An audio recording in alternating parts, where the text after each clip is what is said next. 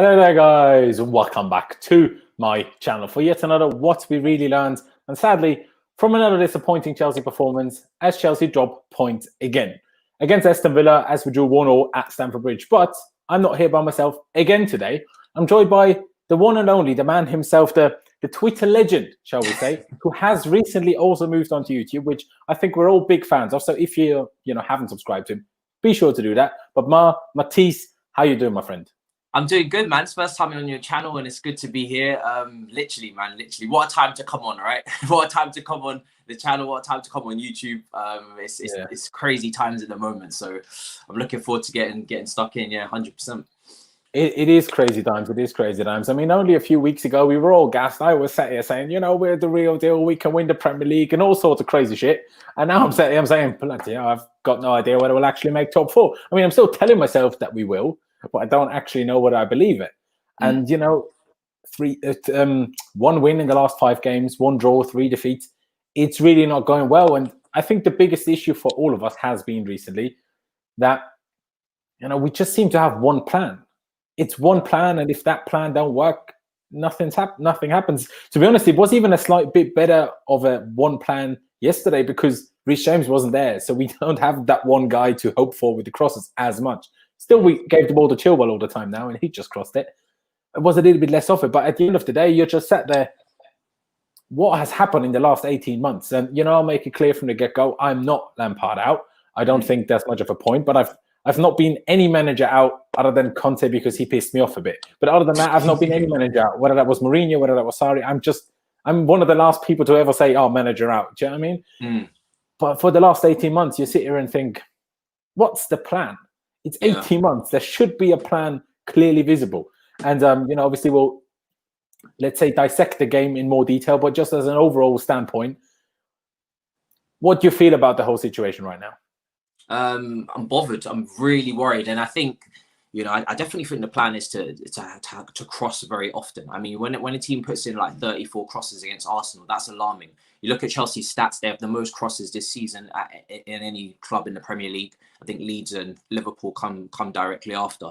But we lead for crosses. So if that's the case, then crossing has to be a big part of our game. There's no two ways about it. And when I look at that, I say, right, we're Reece James is probably one of the best crossers. But then I say to myself, Hudson-Odoi is probably right up there as well. Ziyech, he's missing, but that's no excuse because I keep saying you can't be relying on one player anymore just to make your whole plan come to fruition. There's other players that can do that role, whether it be Kai, who hasn't maybe acclimatized yet, whether it's Hudson-Odoi, who's got the same sort of creativity, I think, with switching play, that can do a similar role, just do it maybe slightly differently because he's right-footed. But you've got other options, and I've seen managers with less options and with worse squads do more. So that's not an excuse. And I think, just to start off, he sometimes just doesn't help himself. He just puts square pegs in round holes. I've seen a lot of lineups where I'm like, if you're gonna cross, are you really setting yourself up for the best situation here when you've got Reece James starting against Arsenal, Aston Villa against you've got Azpilicueta for Aston Villa, but then you've paired Tammy up with Reece, who's not great in the air, and you've gone with Giroud, Azpilicueta, who's the inferior crosser. It's things like that where I'm just like, if your plan was to cross the whole time, where was Giroud? Against Tottenham, low block now, second half, you're crossing a lot. Where is Giroud coming on earlier? Why is that not a thing? And these are the things that wreck my head. And then I look at the numbers getting into the box. Liverpool spammed crosses loads of times when they was in their peak with Trent and Robertson, but they got numbers into the box. They don't have the tallest players in Salah, Mane, and Firmino, but again, it's numbers in the box. It's the anticipation. It's the threat of actually wanting to get on the end of these crosses and timing your runs. And Abraham is not someone that can do that at the moment when it comes to timing his runs with Reece. He doesn't have that connection. But we also don't get the numbers into the box. I'm seeing Kante duel for headers against Arsenal, and I can't really believe what I'm watching. So I would like more variety in the play, but if you're going to go with the one way, at least do it properly. Go with the best options available to you. That's the thing. Like, there are so many questions that you just have to ask after what we've been seeing for a while now. I mean, you touch on the whole Reece James and Azpilicueta thing, but even still, if we just continuously cross the ball, even if Giroud is up top, right? If that's our only plan, everyone will clog onto that. You just crowd the box And everyone will make it super difficult for, no matter how good your striker is in the air, we'll make it super difficult for him to get on the end of it. No matter whether you have Tammy, Giroud, or bloody DJ Drogba up top, it will be difficult. And you said rightly so with the whole Liverpool thing and that they cross the ball. But for Liverpool, it's not the only thing they do. And also they press, which we've stopped completely for the last month. Like we've not seen the last time us pressing as a team. And obviously that makes everything difficult. And I agree with you that Ziyech missing isn't an excuse. To some extent, I think obviously it would be better if he was here. If we didn't need him, we wouldn't have signed him. But it shouldn't be like that. I mean, I say that. We were also reliant on Hazard under whether it was Mourinho, Conte, Sarri. We were always reliant on Hazard. Yeah. And he just maybe did slightly different things to what we're doing right now. But still, you sit there and I'm like, with Tammy, Werner plays better if Werner's on the wing. But then if we just cross the ball, you kind of just need Giroud in there. Yeah. And then also, what do the midfield do? I mean, yesterday, at least they started shooting a little bit. Okay, we didn't score from it. But for the first time in ages, I actually saw a couple of shots from outside the box, which I was craving for. I mean, okay, the corner deliveries were yesterday quite poor. But usually, we're actually really good at corners. So you shoot, either you score or you get a corner at times. So, those are all just things that can be positive, but they just don't happen.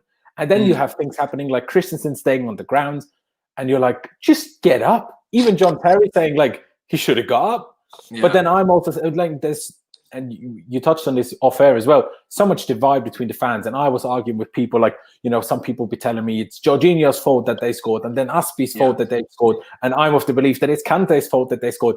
And obviously, with the whole starting that Christensen stayed on the floor, Lampard's making mistakes, but things are really also not going his way because, hey, as much as people talk about Werner shouldn't be playing on the wing, nothing to do with him missing about 10 seaters. So he hasn't had any big chances in about 3 games.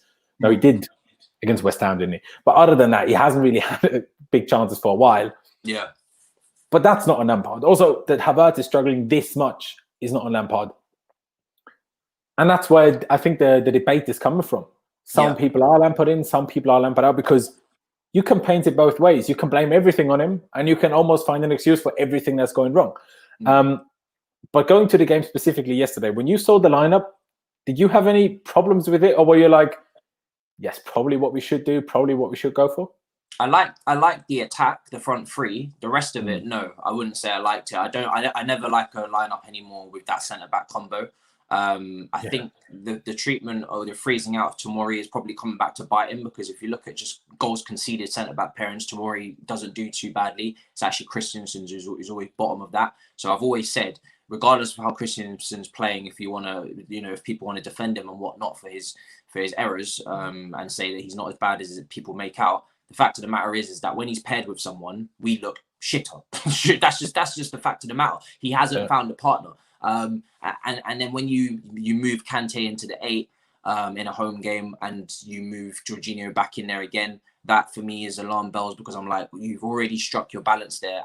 And if you're not gonna, if you're not gonna just rest Kante and Pulisic, which I thought was a risk anyway, because those two players are quite injury, not prone, but injury prone. They're quite injury prone, or in Kante's regard, there's injury concerns. And there's definitely need for rotation with him at times. And I thought he took a massive gamble playing them, and I was very, very worried, but luckily he got away with it. But I was surprised not to see Billy Gilmour in the team. I thought he would have added a bit more punch with his passing, a little bit more. He would have just added a little bit more aggression with his off the ball and on the ball. That's what you get with Gilmour. On the ball, he's a little bit, he puts it through the lines a little bit quicker. His tempo rises, and then off the ball as well, he's got more mobility than Jorginho. So I've been saying that, I'd like that to be him to be phased out and him to be turned over with Gilmour, because I just know that long term Jorginho hasn't got any long term future here with Lampard in charge. And then, I know Kante was playing advanced, maybe suppress their defense, and then in transition you can have a bit more space, and you don't have to cut open a deep line all the time. But for me, he doesn't look good in that role at the moment. And I think you've got him holding. You may as well just leave him now or take him out of the team. And I wanted to see Kai, because Kai's been dropped for like 3 or 4 games on the spin now. And I think if there's anybody who's going to get into the box from midfield and actually have an aerial threat, goal scoring threat, that's Kai. That's literally Kai's game. He's a threat in the final third at Leverkusen, and we haven't really utilised, him getting into the box and being a threat. When Kai was playing at the start of our, I don't know if it was at the start of our bad form, but we were certainly looking ropey. Kai's average position was below Mount, and I want it the other way around because I think Mount's probably better deeper, helping out defensively, and I think Kai's the final third one who's going to get the end product over Mount.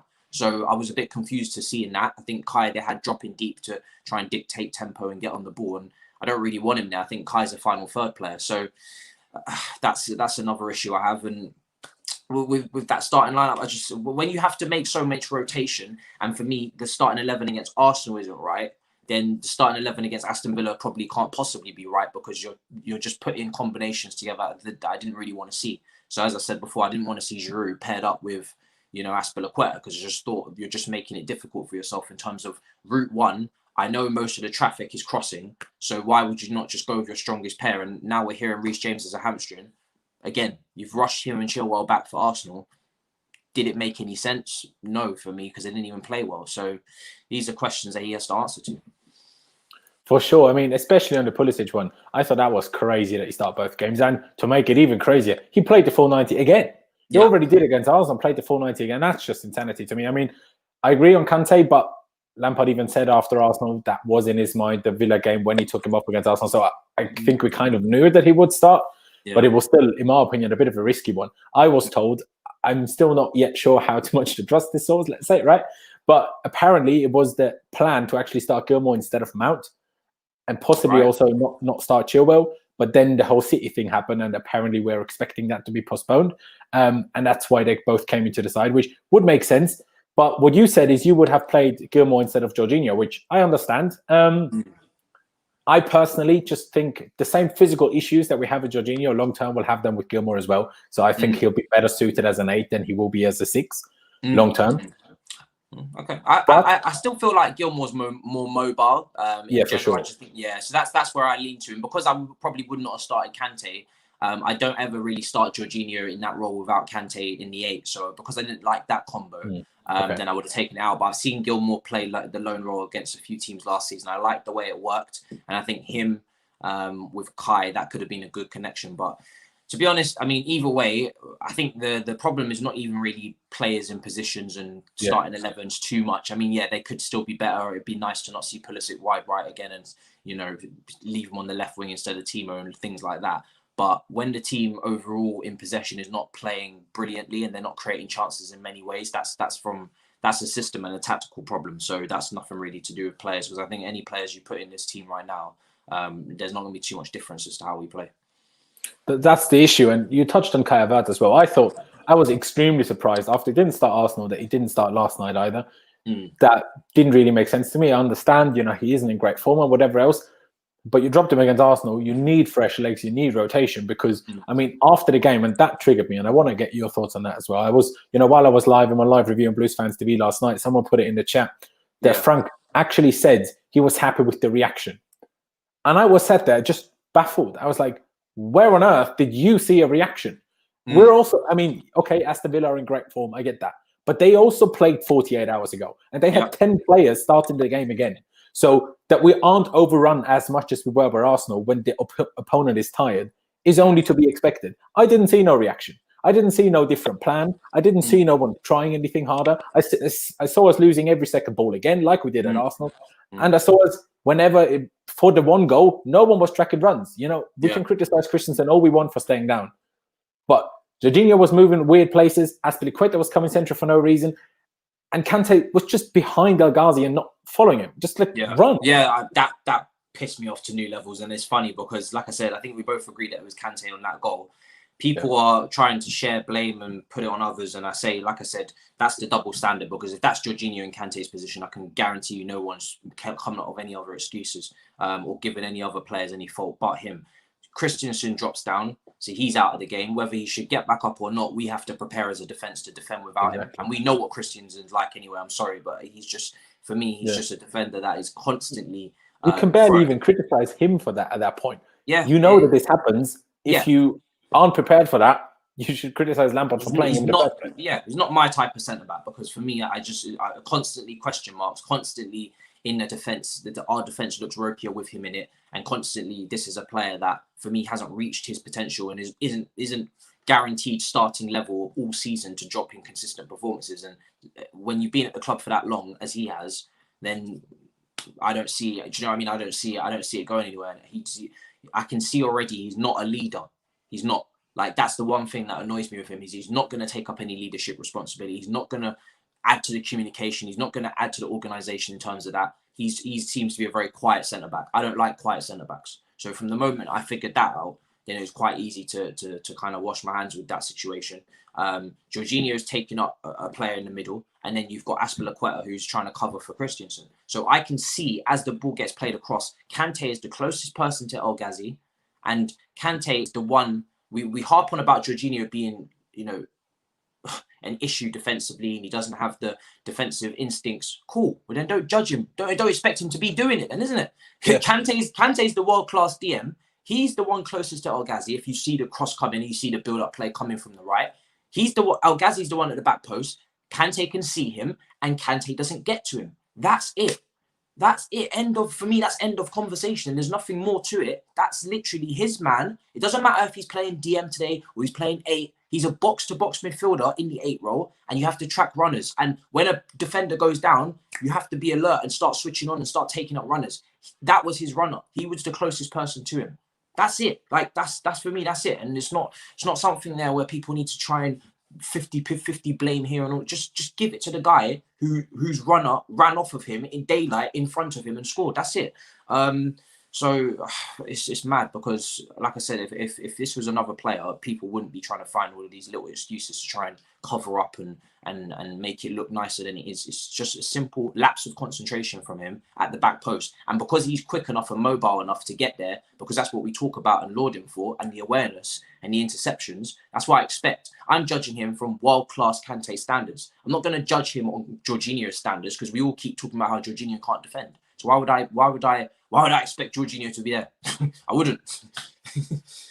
That's exactly the thing. Like, just because we criticize Kante for that moment doesn't mean we now don't rate Kante. Doesn't mean we now don't like Kante. But when someone makes a mistake, you criticize it. That goes for the manager. I think everyone loves Frank Lampard, right? Whether we like him as a manager or not, we all love him as a guy and as a player and whatever. Just because we criticize him doesn't mean we don't like these people. And the same goes for Kante. And once Jorginho was taken off and Kante moved to the 6th role again, he was significantly better. Until that point, he had an absolute shocker of a game. I mean, the stats in the first half, he only attempted 2 tackles, which is bad in the first place, and he failed both of those. And people were arguing with me on Twitter, like saying, "Oh, he was great. What game are you watching saying he was poor?" No, he wasn't great. And just because his name for some people, he's always great. That's just the situation. Yeah. I've realized if there's one group of fans on Twitter that stan a player, that are probably one of the most defensive and non-negotiable when it comes to talking about their player, it is Kante, because he's got the likability factor, he's got the world-class factor, he's got the factor of being one of our best players, so he can't really do any wrong in some people's eyes, and that's why I just can't be asked to even debate with them sometimes. I'm just like, whatever, cool, because you can't win. Do you know what I mean? You can't win, because when you speak about him, in a sense where, okay, cool, he's winning his tackles, interceptions as you'd expect, but on the ball, he's looking a little bit ropey, he's giving it away. There's some games earlier in the season where Kante was giving the ball away relentlessly. And yes, even against Arsenal. Even against Arsenal. And people don't want to have the discussion, because they'll just say, what about Jorginho? I've already said Jorginho needs to leave, in my opinion. So what the hell am I continuing to talk about it? Same with Christensen, same with Rudiger, same with Alonso. Well, I keep mentioning players that we've already decided probably need to leave. Either they don't fit the league, the system for Frank, or they're not good enough. Why continue to keep expecting big things from them if we've already decided they leave? Speak about what's going on with the players that we're keeping. And for me, there was times, again, where he was losing the ball, a lot. They're very sensitive, 100%. There were times where he was losing the ball a lot, and I was saying, listen, you can't be giving it away that much, because, you're going to retrieve it, but you're killing attacks. We need to improve there. Maybe take him out for a game. Is he tired? Are we overusing him? Or do we need to manage him better? You must. It's like I set some sort of war up, like World War II started. You'd think I'd cussed his mum or something. It's mad. So you can't have a discussion on Kante. So it's just simple as that, really. It's no matter if he makes a mistake, I suggest you just stay clear and don't talk about it, because you just get attacked.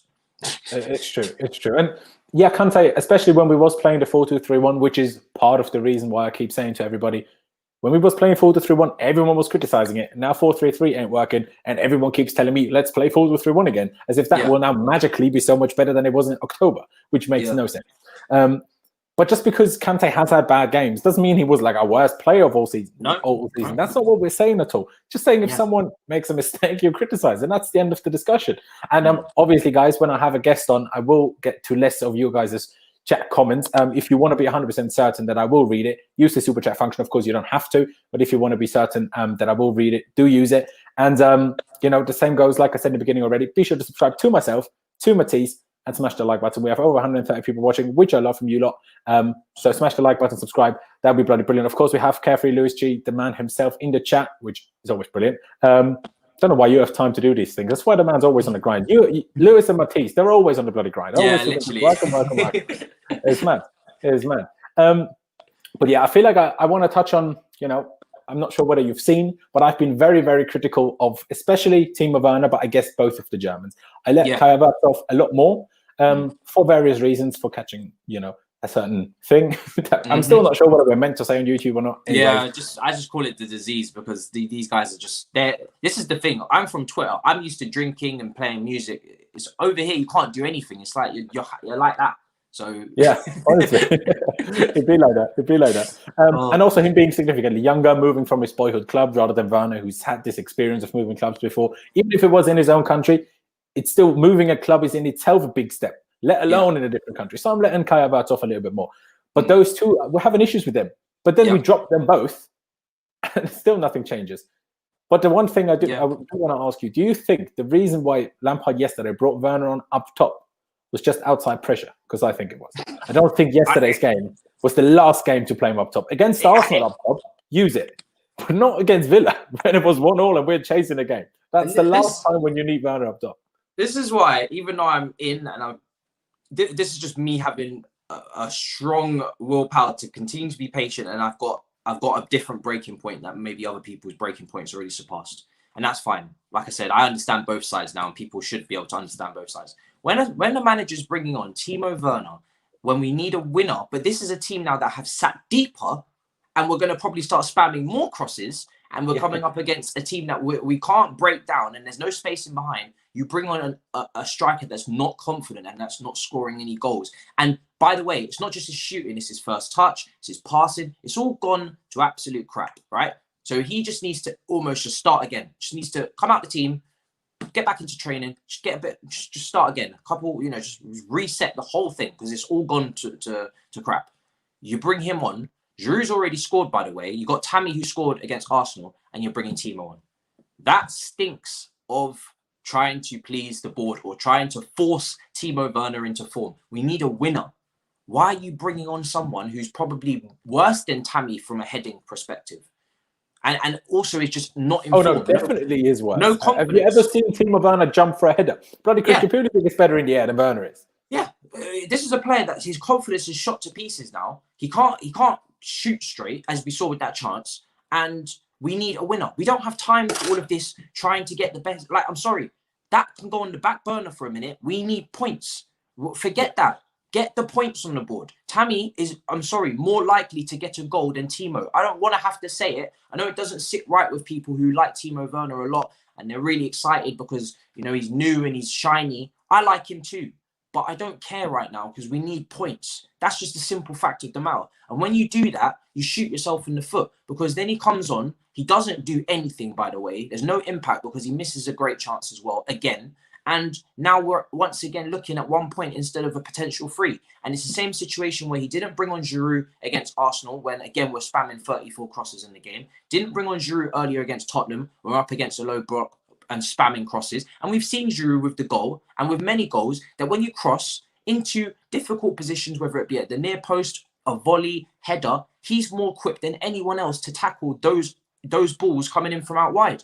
Tammy's still learning that side of the game. His anticipation is not great. And how many times am I seeing crosses get spammed across the box? Low, high, and Timo Werner and Tammy are just inches away from getting there. Oh, so close. I don't care about so close. I need it going in the goal now. I need it going in the goal. And these guys are not getting any closer to anticipating the crosses correctly. I can't keep watching Reece James assists just turn into dust. I can't.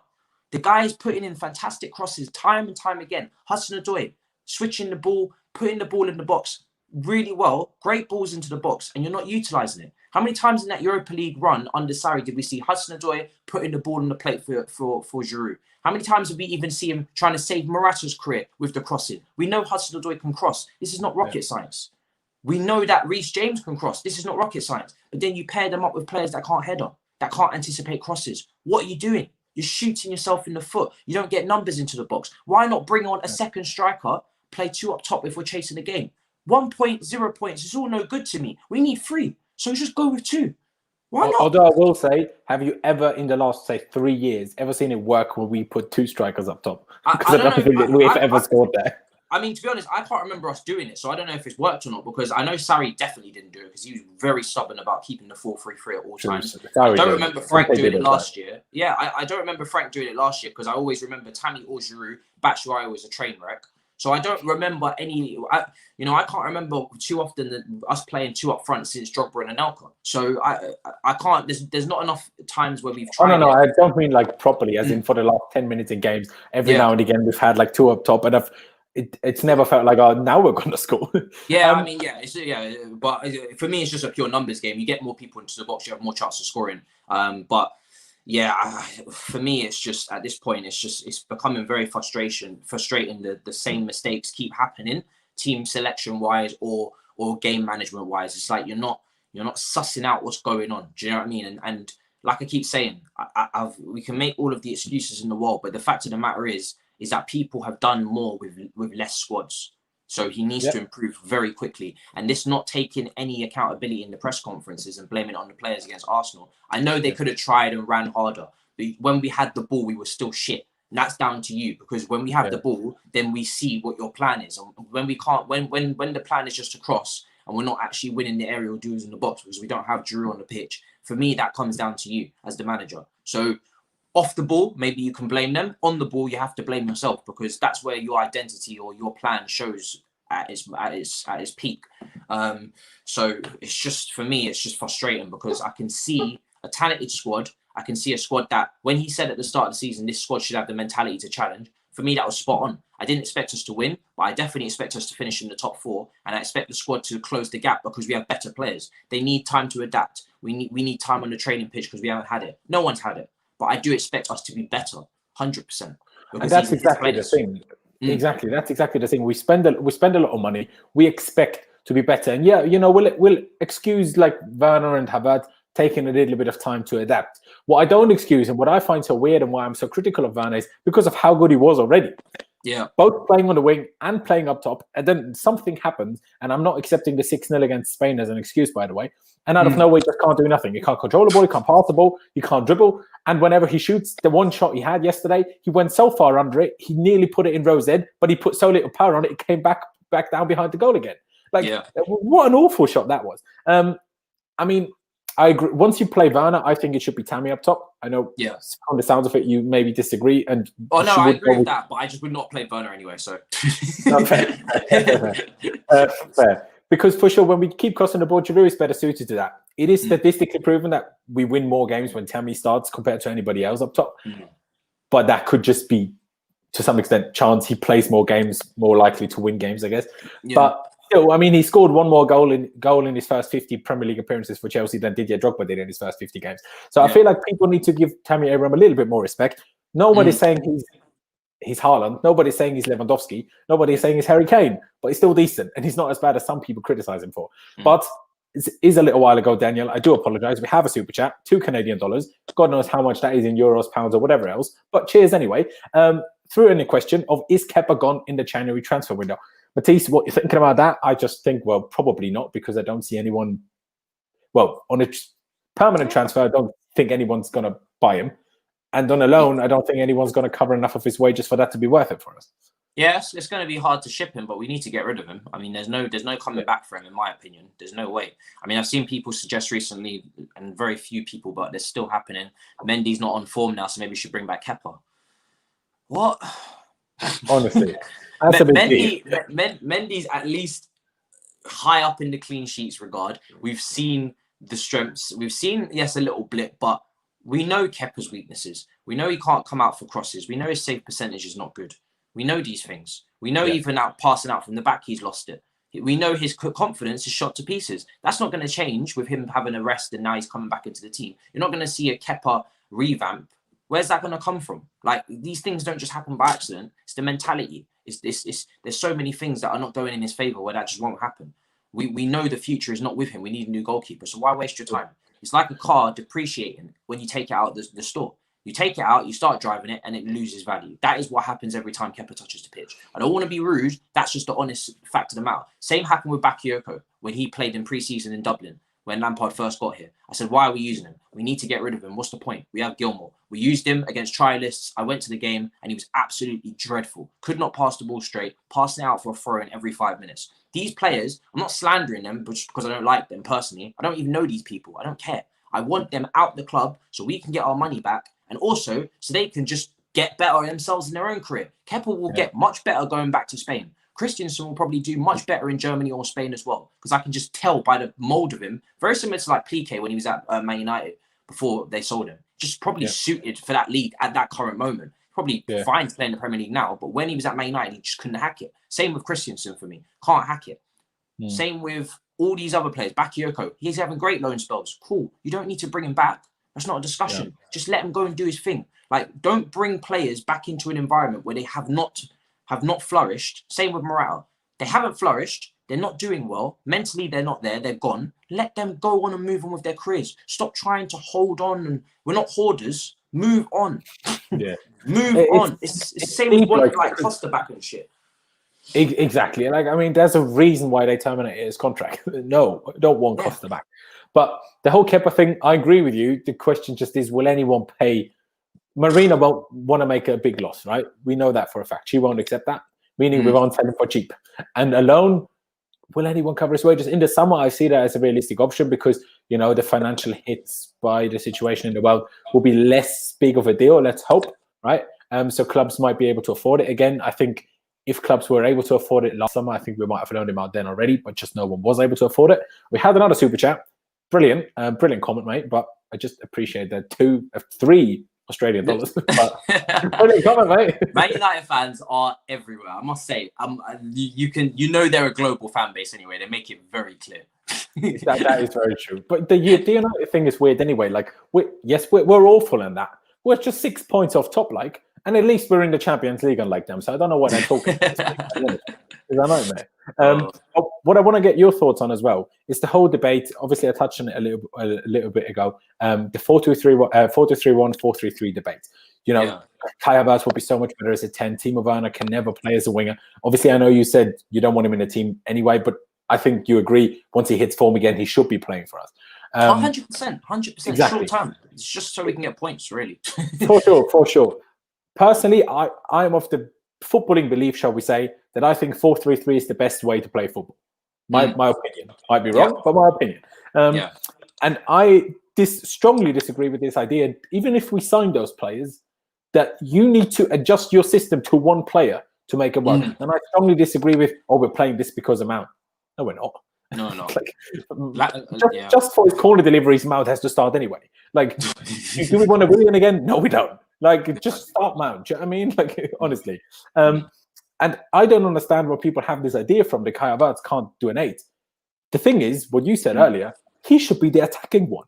Because as long as you're the attacking 8, he's in the box, in the final third, plenty of times. He can do his fancy touches. He can do his fancy flicks, dribbles, be involved in the heading as well because he is tall. He is actually good in the air. At least it was in the Bundesliga. Hasn't really shown that much here, I will admit. But everything is possible in the 8. Yeah, okay, maybe he shouldn't drop so deep. But that's not the formations problem. That's maybe his and Frank's instructions problem, but not the formations issue. And I mean, do you think we should change formation? And if so, what? Okay. I mean, for me, Kai, like I keep saying, I think he can play in the 8. I think people are just jumping to where he should play now because he's not adapted and he's not playing well. And the fact of the matter is, just Kai has not adapted to the Premier League. You can see it when he receives the ball and he gives it away sometimes. But then you also see glimpses of good signs. And I just think he hasn't adapted. That's for me. He's the one I'm least concerned about because he's got a variety of skills. at his disposal. He's very complete in terms of a modern day midfielder, but he's just simply not adapted. I can tell. For me, it's very clear he's just not adapted to the Premier League. Like he doesn't even shield the ball correctly. That he's getting bounced off the ball way too easily. His touch is loose. He gave it away there a few times as well in recent weeks. Where honestly, yesterday, I think his first touch was receiving the ball just outside our box, heavy touch, turns with another heavy touch just before the guy loses it again. And then the player takes it off of him. That is not Lampard's fault. That is someone that is just not acclimatized yet to the Premier League. He's also a player that seems to do better in the second half of seasons, so I expect him to get better. But maybe we should bring Costa back. Just have Costa start the season and then have the second half. I mean, I'm not worried about him because I just believe so much in his ability as a footballer. I'd say I'm more worried about Werner because even though I know what he can bring to the team, I've seen Aubameyang in this league, I've seen Vardy in this league do great things with their pace. But I'm worried, are we going to be able to utilize him? Because I'm looking at him as a lone forward, and I don't think he's the perfect option there. And he's also not a perfect option out wide.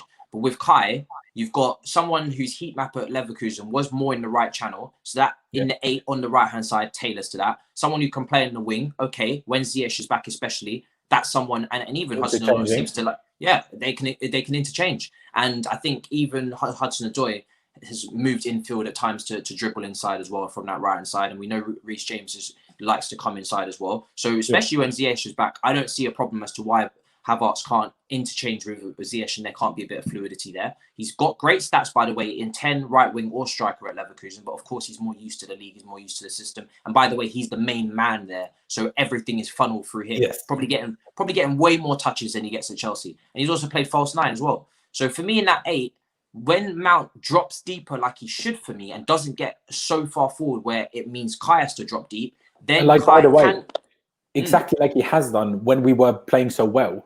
When we beat Burnley 3-0, when we battered Sheffield United, when we battered Leeds. Okay, Sheffield United, maybe we should be battering them. But the performance itself was still brilliant. And that's exactly what was happening, especially against Burnley. You know, Kai was the one further forward. Mount was the one further deep. And it was beautiful to see it. Exactly what you just said. To me, Kai Havertz is perfectly suited to play as a right-sided attacking number 8. I think arguably that is even his best position. I don't even agree with this that he's better as a 10 because he drifts to the right anyway. And if we only have a centre 10, then the left side will be a little bit exposed and a little bit empty, and we will struggle to create from that side. So I think go on. And if he's attacking, by the way, he's in very similar zones. Like, I don't think suddenly when you move him into the 10, now suddenly his first touch is never an issue and he's not going to get, take dispossessed on the ball when he should be shielding it better. So there's a balance here where the player is not doing the basics very well at times. Same with Werner, and they just need time. I think Kai, for me, is further along, even though he's getting less game time, because I actually worry about Werner a lot more. Because I don't think we know how to use him right now. But Kai, this is a player that we branded as fans before he arrived as versatile. So now we can't start saying he can't play in any position but the 10. That's just bullshit. Because we literally said he was versatile. We said we had the best depth in the league and we didn't need a fourth winger because everyone can play everywhere. Yeah, exactly. Because everybody can interchange and everybody's got multiple positions under their belt. Okay, we then hold the energy. Do you know what I mean? Why are we now saying that no one can play in any other position but here? They might be a little bit better, but I still expect the basics to be able to be done. Exactly. I don't expect Werner's first touch to be awful. I don't expect Kai to be able to be dispossessed every 5 minutes, and that's where the balance comes in. Where yes, Lampard needs to improve as well, and I have said actually before in a tweet that I think the only way to get the best out of these two players is if we had a secondary formation which was a diamond, especially with the amount of wingers we have injured all the time, and to just dash them both up front and put them both at the top of the diamond. Werner on the left of it, Havertz on the right. I firmly believe we would have that if we had a pre-season. Yeah, because we tried that in pre-season last season for one game or for one half in Ireland. We tried that, and I think if we had a pre-season, I think that would be something we would be doing. But when on earth would we have worked on a different formation this season? And that's when I get triggered by people. We should play 3 at the back. We should play 4-4-2 diamond.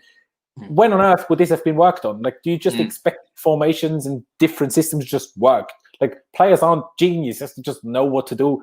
Just tell them up 4-4-2 diamond and everyone just knows what to do. That ain't how it works. Like, it's just not how it works. And maybe if the City game is postponed now and we have over 2 weeks' time until the next game, maybe not necessarily saying 4-4-2 diamond, but tactical improvements, I expect to see them if we have this much time off. Yeah, genuinely expect to see them. I just think that would suit those two, because right now their games need simplifying, and they're both involved in the build-up too much. Werner's too deep, even as a left winger, which I still think he can play effectively, because I've seen Aubameyang score a truckload of goals from there. But he Look needs at the to be amount of higher. chances he's had. Yeah, but the attack needs to be more lopsided for me, and he needs to be higher up the pitch. He needs to be on the last shoulder, and we need to just say we're going to funnel all our attacks down the right.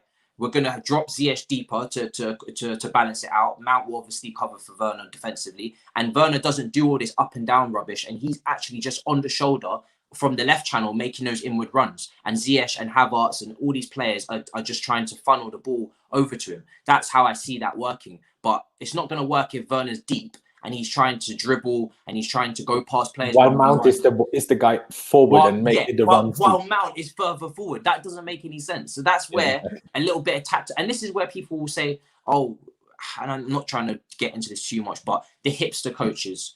Well, this is where a bit of discipline and tactical organization and actually telling your players, look, you can't be in these zones. This is where it helps, because you don't get people just running off into different areas where they don't belong, and then you just mess up your whole shape going forward, and there's no plan.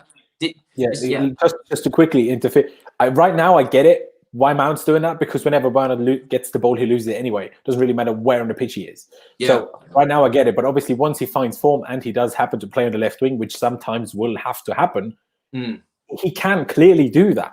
Especially if Tammy's up top and he is capable of moving into the centre every now and again. Like otherwise, he wouldn't have been able to miss the amount of chances he has missed from a left wing position if it wasn't a thing. Because if just the finisher was better, he'd probably be on 15 goals already or more. I put the blame really partly on the player, but also partly on the manager and the team, because they're not using him to his strengths. Like we've seen his heat map for Leipzig and we've seen it for Chelsea, and it's not the same. We've seen Leipzig play of two and play and let a target man play off him. We're not seeing that here, which is, again, if you signed him, you must know how to utilize him, right? Although he's young, right? And if we signed him, I'm sure, like, if that was the plan to use him exactly like Leipzig did, we would have done. So it was always the plan to use him slightly differently. And if you're a good footballer, and he is a good footballer, and you sign someone for 50 million, I do expect him to be capable of adapting a little bit.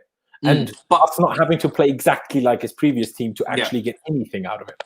Yeah, like, but he's also he's also a forward where he's got limitations. Like that's clear as day. He's not a complete footballer, and it's very much it's very much like playing. That's why Kai is a different situation for me. But Timo, we know he has weaknesses. He can't head the ball that well. His first touch is a little bit ropey. He's not a build-up play striker. He's meant to be running and beyond. That's what Timo Werner is better when he's got less time to be thinking about making this pass or not even making this pass. His decision making when he's in behind is not too bad, but when he's better player when he's not having to dribble past players. He's not a dribbler, and when you set him up to be going towards someone instead of a Pulisic out left, where we should have him instead, who can go past players. Hudson-Odoi can go past players. We asked Werner to go past players. It's like watching Torres. And no disrespect to Torres, it's not a dig at Torres, but Torres was not a good dribbler. Torres was not someone who could go past 3 or 4 players dribbling wise. He would kick it past them. Tried, but it just never. If you watch Torres,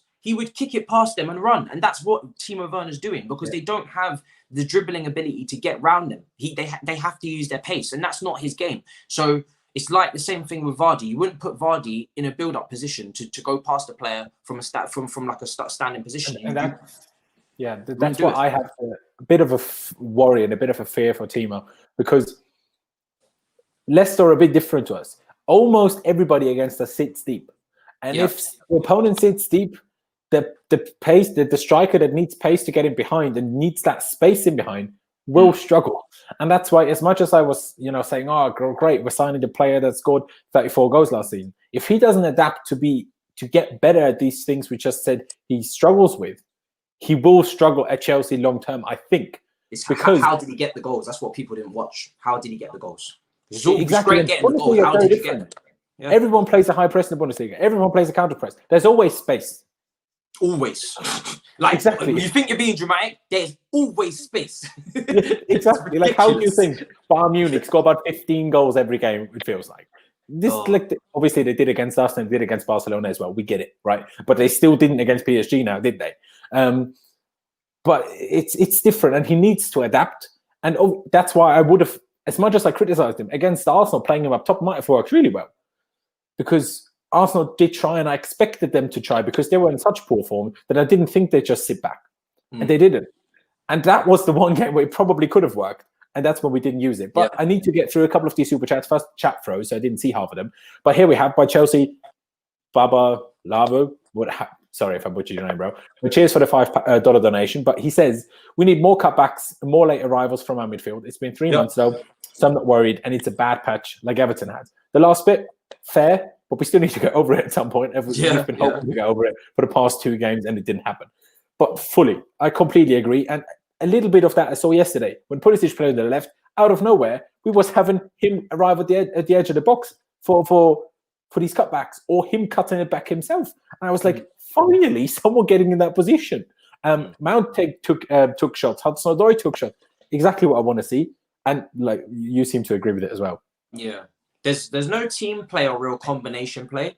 And that's what people who are really annoyed and really losing patience quickly are saying, is that there's no combination play, there's no team play, there's no fluidity. And I understand there's new signings, but you don't have to play Werner. You don't have to. You can play a front three with none of our new signings, and they're quality front three, and then you're working off last season's chemistry.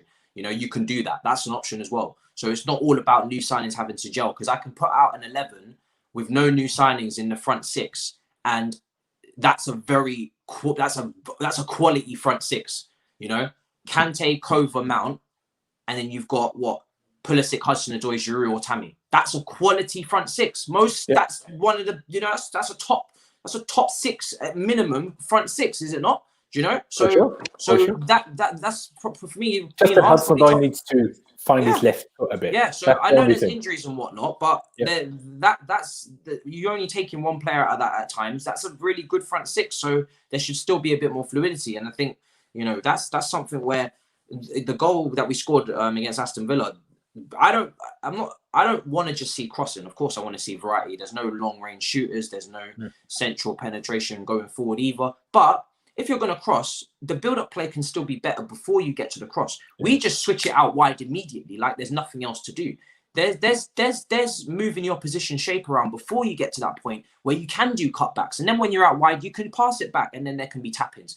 And that's still a cross, technically, but it's different. It's worked a bit better, and it creates a quality chance, and it creates maybe a chance that suits our players that can't head the ball. There's other things that you can do in the build-up to get to the crossing part that can be improved. And that's what people fail to understand. When Liverpool were throwing in crosses with Trent and Robertson, they first of all got more numbers into the box. So I'm not even really going against the crossing thing. I know we're crossing merchants, but we can still be better at crossing.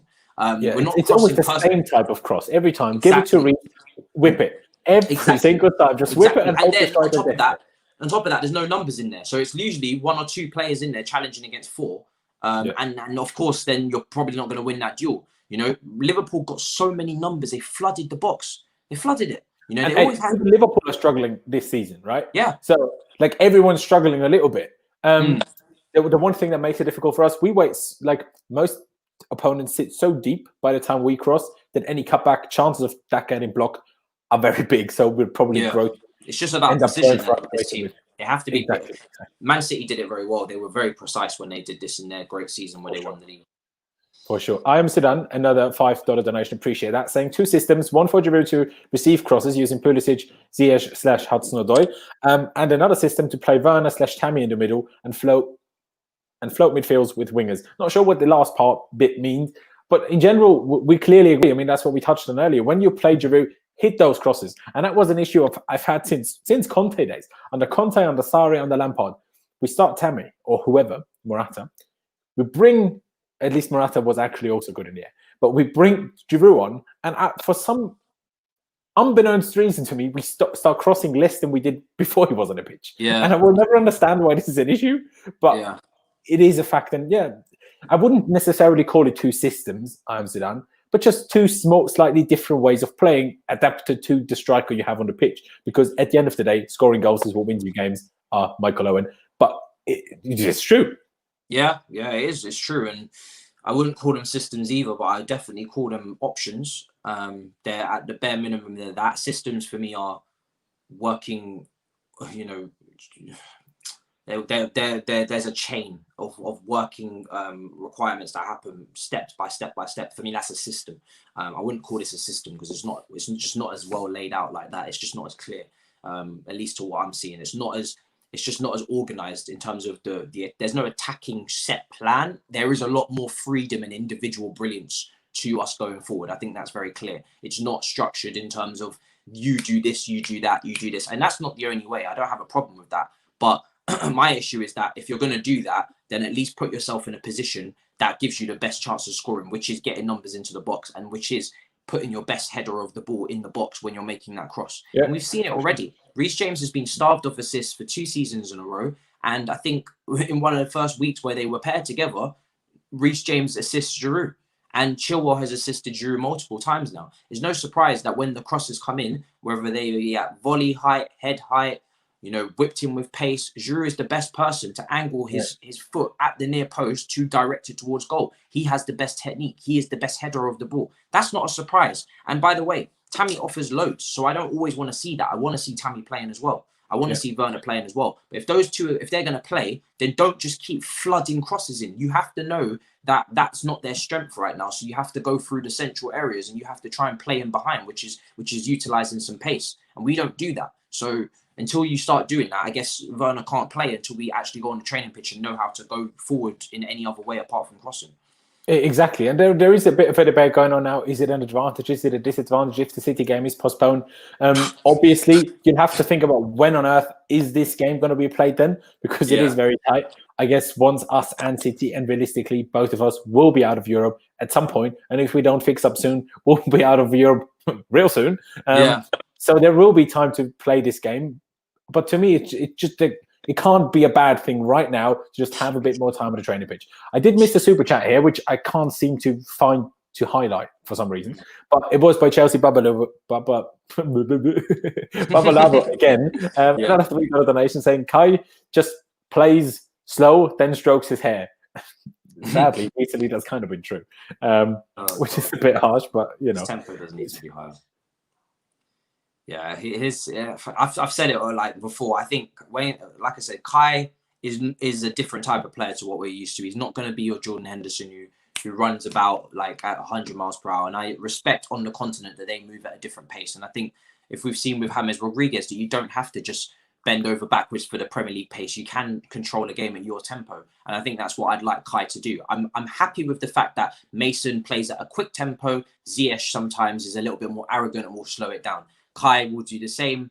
Whenever Pulisic or Hudson-Odoi get the ball, they go at 100 miles per hour. I like having a bit of variety because it means that we can take the sting out of a game if we need to, or we can up the tempo if we need to. But yeah, Kai does need to acclimatise quickly to the fact that if you're being pressurised by the ball, you do need to shield it at least, or you do need to get your body in front of it and win a foul, or you do need to step up your tempo a little bit because this is the Premier League and they don't care. You know what I mean? They will just go straight into you and take that ball and keep it moving. Do you know what I mean? And it's very intense. And the Bundesliga is played at a high intensity. It's very end to end. So he's very quick. You know, he's very in strides. He's like a Loftus-Cheek in a way. Is that when he gets going, he's actually quite quick. You know, he does carry the ball. He carries the ball very well. So I think, like I said, I'm not worried about Kai. Which is another reason why playing as a right A will be bloody brilliant because he can make the run, especially if Ziyech plays on the wing. He can drop deep and actually play that very pass because he can use that pace.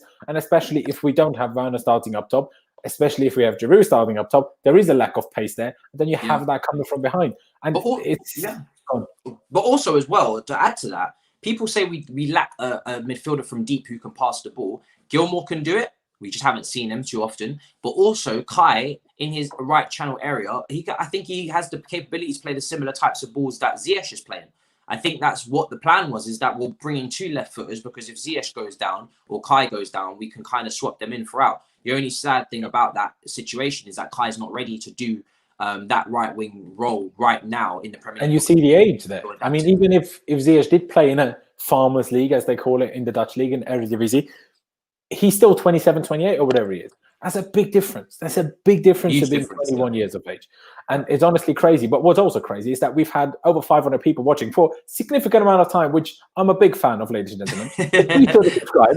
Be sure to subscribe to Matisse as well, obviously, and smash the like button. I think we're going to do a couple of more things from the chat and one just question by myself. And then we're going to end that here because we've been going for a while. Matisse is doing a stream on his channel as well, I think in about half hour. Half 6, yeah. So it's going to be half 6, exactly. So if you haven't subscribed to him, do that. Check that out as well. But one thing I do want to ask you, say the Man City game is not postponed. Any help? No, not really. I'm not going to lie to you. I'm very nervous for that game because we're not ready. Like it's like having a driver's test, but you haven't done your theory. That's literally how it feels. And I would love that game to be postponed because I love watching football. Don't get me wrong.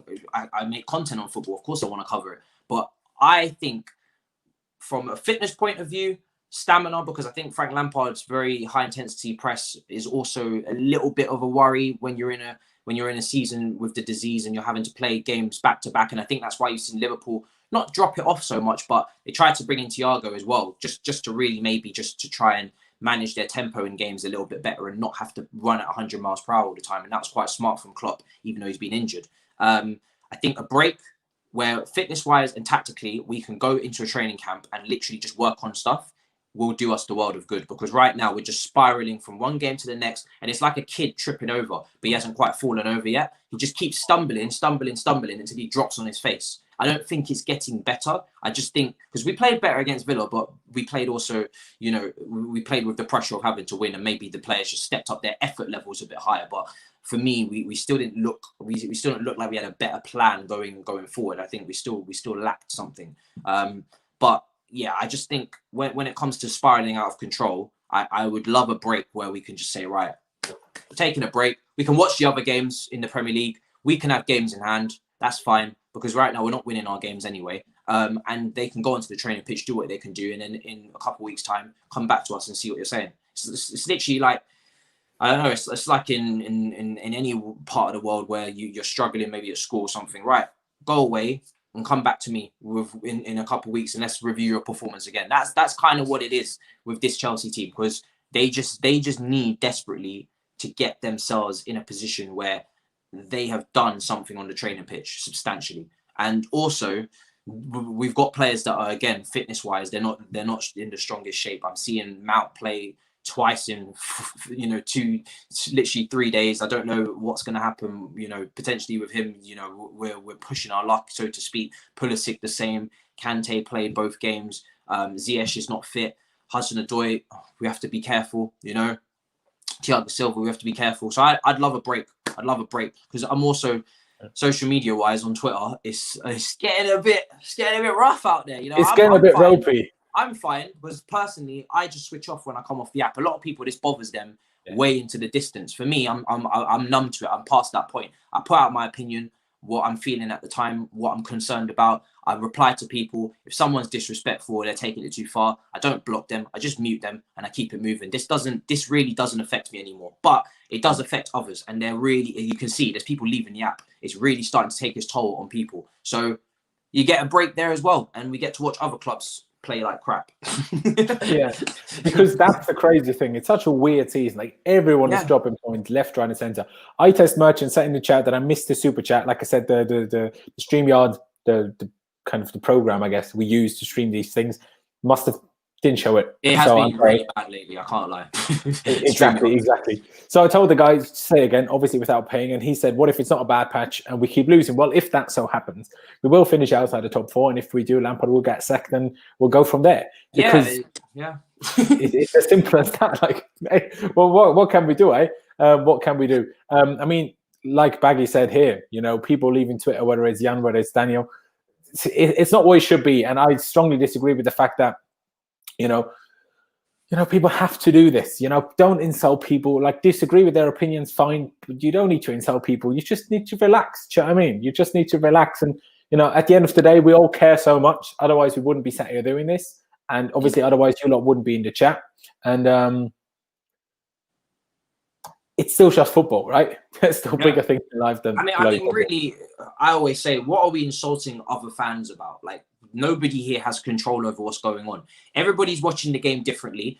Even when you watch the game, if you watch the same game sitting next to someone, and I said this on Mrs. Stream as well, we have to be a bit more, not delicate, but we need to understand other fans' point of view a little bit more. When we're watching a game, some of us, and a lot of us, even if we're sitting next to each other, will see things differently, because you'll watch the game, but you'll be watching certain parts of the pitch more than others. So you're watching the game, but you're not always following the ball. Some people follow movements when they watch the game. Some people look at specific players that they want to make sure that they, if they watched last game, now they want to really hone in and see what they can do this game. So people are missing things, even if you're all watching the same game. And by the way, we're all tweeting while we're watching the games. We're all definitely missing shit. But even still, even if you're watching the same game and you don't tweet while you're watching it, you're going to see things differently because you're seeing it from another angle, or you're watching a different part of the pitch, or you're watching a different player or a different movement. So and also you've got different expectations for different players. And there's so many things that come into it, which is why we all see the game differently, why managers see the game differently, why managers have different tactics and different ideas when they take to the football pitch. Why are we cussing each other out? It doesn't make any sense. I'm not expecting everybody to agree with what I'm saying on the stream. I don't want you to, because me and you are not seeing the same game.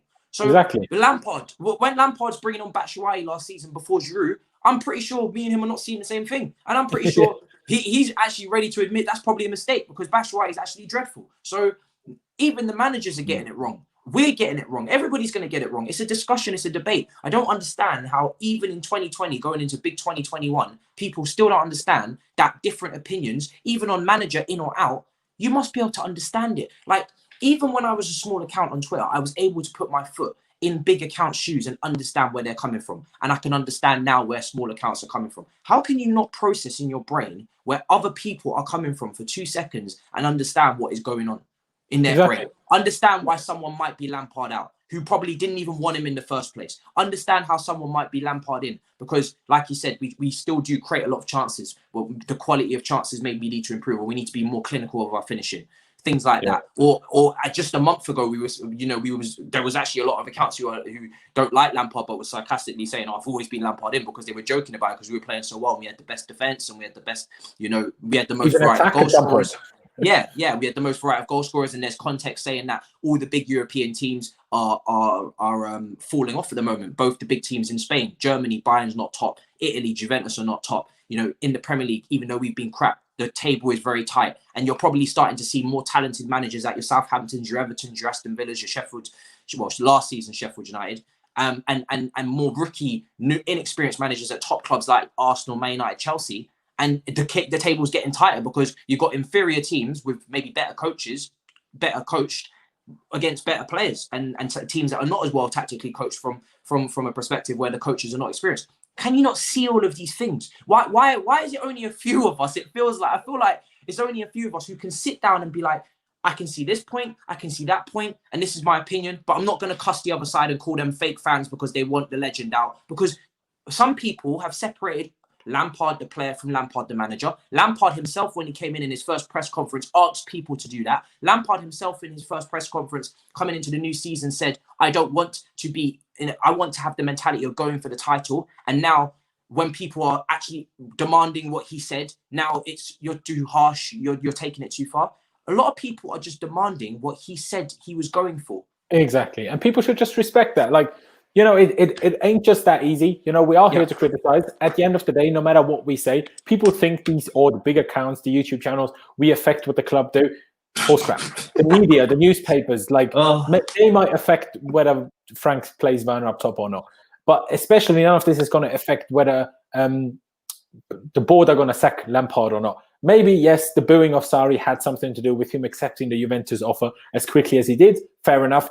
But for Lampard, nah, absolute horse crap. We need to end this because my girlfriend's about to drop by as well. So let me just quickly shout out Deno's super chat here as well, saying Havertz was okay yesterday. I still think we'll see the best of him soon, but it's scary how worse we looked after Ziyech's injury. How bad, I guess. But yeah, I mean, he did look all right yesterday, other than I guess his first touch.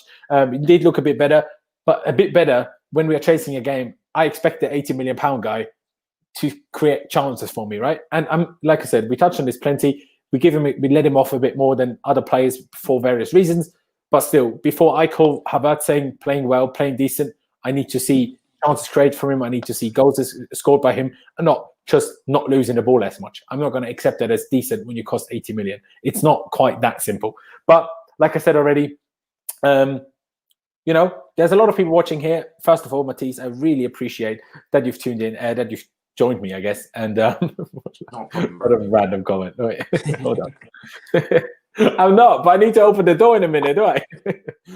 Yeah, fam, I got to link mine too. Exactly. There you go, bro. There you go, bro. Flex everyone. There you go. Like I said, appreciate you joining in. Obviously, let's try to do this again. I'm sure I'll jump on your channel in the near future 100%. As well. Like I said already, you know, over 500 people. All of you, if you aren't subscribed to Matisse, go down below, click the link, and just subscribe to him now. You know, imagine how happy he'd be if he just gained 500 subs right now. That'd be sick. And if somehow there's 500 new people here, subscribe to me as well. That'd be sick. Smash the like button. Thank you guys for watching. I really do appreciate every single one of you that has tuned in. I'll see you next time, whenever that may be, depending on whether the Man City game is postponed. But yeah, thank you guys for watching. Up the Chelsea, upwards and onwards. And I'll see you next time.